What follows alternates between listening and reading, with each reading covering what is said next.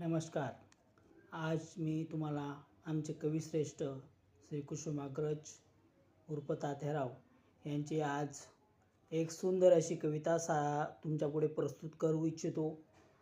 कविता ही चीन आणि भारत यांच्या युद्धाच्या पार्श्वभूमीवर बनवलेली आहे.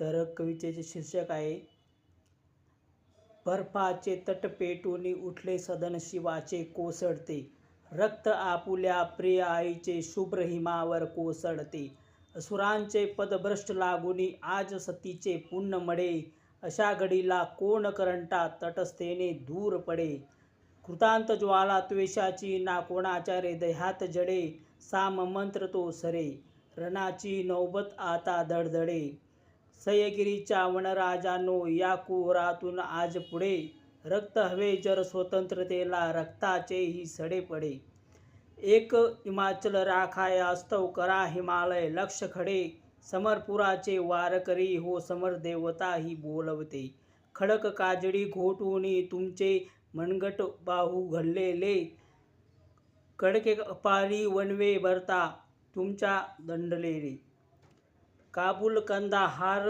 पथावर डंके तुमचे जळलेले, शिवतेजाची दीपमाळ पाठीशी आपुल्या पाजळते, कोटी कोटी असतील शरीरे मनगटे आमचे एक असे, कोटी कोटी देहांत आज या मनीषा जागत असे, पिवळे जहरी सरपटेचने अन्य मना व्यवधान असे, एक प्रतिज्ञा विजया मिळतो राहील रण हे धगधगते.